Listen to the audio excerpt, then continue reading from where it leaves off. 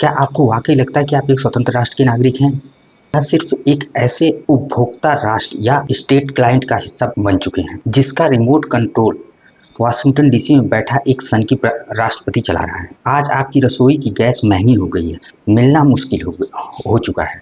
तो याद रखिए, ये महज महंगाई नहीं, राजनीतिक स्वतंत्रता के आत्मसमर्पण की किस्त है। दोस्तों, कुछ सवाल है जो मुख्य धारा मीडिया नहीं पूछेगा, क्योंकि वो स्टूडियो में टैंक और सायरन बजाने में व्यस्त। अगर हम हिंद महासागर के गार्डियन हैं, तो हमारे नाक के ही नीचे, हमारे ही समुद्री क्षेत्र में यूएस नेवी ने हमारे ही मेहमान आयरिश डेना को कैसे डुबा दिया। रूसी तेल खरीदने के लिए हमें अमेरिका से 30 दिन का लाइसेंस क्यों मांगना पड़ रहा है? क्या भारत की संप्रभुता अमेरिका के रहमो करम पर है?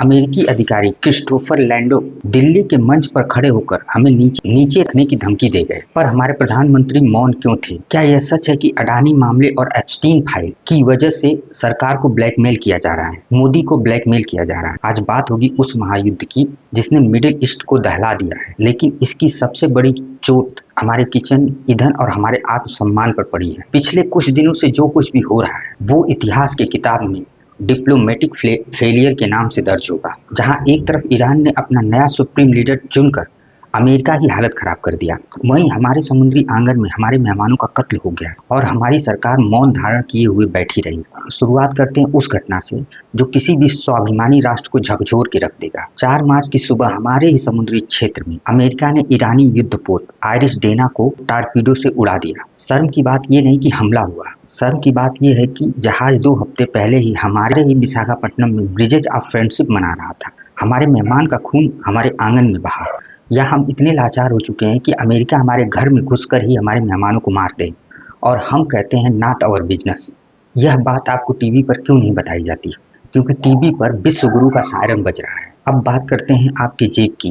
महंगाई, लड़ाई अमेरिका, ईरान, इजराइल लड़ रहा है, लेकिन फंदा हमारे 140 करोड़ भारतीयों के गले में है। दुनिया के तेल का 25% हिस्सा ईरान और ओमान के 33 किलोमीटर चौड़े समुद्र के रास्ते से आता है, जिसे स्टेट ऑफ हॉर्मोज कहते हैं। भारत अपनी जरूरत का 55% तेल इसी रास्ते से लाता है। ईरान ने इसे बंद कर दिया है। बेंगलुरु, मुंबई, चेन्नई, गुड़गांव, दिल्ली, नोएडा के रेस्टोरेंट और होटल बंद होने की कगार पर है, क्योंकि कॉमर्शियल सिलेंडर गायब है। क्या हमारे प्रधानमंत्री नाले की गैस से पूरा देश का चूल्हा जलाएंगे, या फिर हमारी किस्मत वाशिंगटन में तय होगी? सबसे बड़ी बेइज्जती देखिए, अमेरिका हमें 30 दिन का वेवर यानी लाइसेंस दे रहा है कि हम रूस से तेल खरीद सकते हैं। क्या एक स्वतंत्र राष्ट्र को व्यापार करने के लिए किसी तीसरे देश की अनुमति की आवश्यकता होनी चाहिए? राहुल गांधी ने संसद में कहा कि अब अमेरिका तय करेगा कि हम किससे तेल खरीदें और किससे नहीं खरीदें। ये हमारे प्रधानमंत्री नहीं तय करेंगे, और अपमान का घूंट यही नहीं खत्म होता है। US deputy secretary Christopher Landau ने दिल्ली के मंच पर खड़े होकर कहा कि वह भारत के साथ वह चीन वाली गलती नहीं दोहराएंगे, यानी वो हमें अपने बराबरी का कंप्यूटर नहीं बनने देंगे। हमारे प्रधानमंत्री के सामने हमें नीचे रखने की धमकी दी गई और हम इसे स्पेशल पार्टनरशिप बता रहे हैं। ईरान इस समय एक असंतुलित युद्ध खेल रहा है, जहां अमेरिका अपनी 36 करोड़ की महंगी मिसाइलें दाग रहा है, वहीं ईरान महज 18 लाख रुपए के शहीद ड्रोन भेजकर उनका स्टॉक खत्म कर रहा है। यह तकनीक की नहीं बल्कि स्मार्ट थिंकिंग की लड़ाई है। लेकिन इस खेल में अमेरिका इतना हताश हो गया है कि उसने ईरान के पीने के पानी और स्कूलों पे बम गिरा दिए, जहां 165 बच्चियां मारी गई।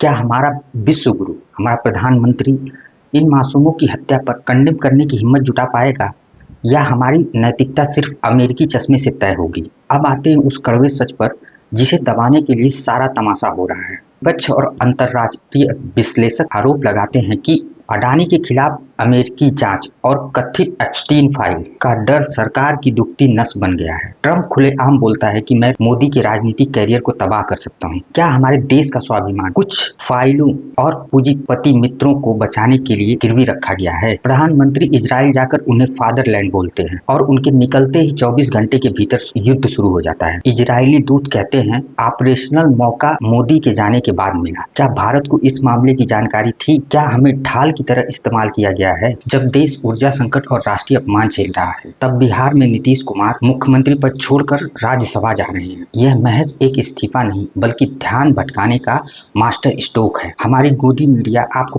पाकिस्तान की कंगाली दिखा रही है ताकि आप अपने सिलेंडर की किल्लत न देख सकें। वो आपको युद्ध के ग्राफिक दिखा कर मदहोश रख रहे हैं ताकि आप ये न पूछ सकें कि हमारे स्वतंत्र राष्ट्र की खाक कहाँ खो गई। दोस्तों, यह वीडियो आपको असहज कर दे, लेकिन सच कड़वा ही होता है। नेहरू, इंदिरा और वाजपेयी के दौर में हमने अमेरिका को आंखें दिखाई थी। आज हम उनके सामने साष्टांग दंडवत कर रहे हैं। यदि संप्रभुता का अर्थ भीख में मिला हुआ बेवर है, तो हमें अपने लोकतंत्र की परिभाषा बदल देनी चाहिए। सोचिए, देश का प्रधानमंत्री देश के स्वाभिमान से ज्यादा अपनी फाइलें बचाने में लगा हुआ है। जब तक आप सवाल नहीं पूछेंगे, ये विश्व गुरु के सपने दिखाते रहेंगे और आपकी जेब काटते रहेंगे। याद रखिए, जिस दिन जनता सोचना बंद कर देती है, सत्ताएं उसे गुलाम बनाना शुरू कर देती। सवाल यह है, क्या आप एक स्वतंत्र राष्ट्र की तरह जीना चाहते हैं या 30 दिन की बेवर की भीख पर? आप अपनी राय कमेंट में जरूर बताएं और इस आवाज को उन लोगों तक पहुंचाएं जो अभी भी प्रोपेगेंडा की नींद सो रहे हैं। वीडियो को लाइक करें, चैनल को सब्सक्राइब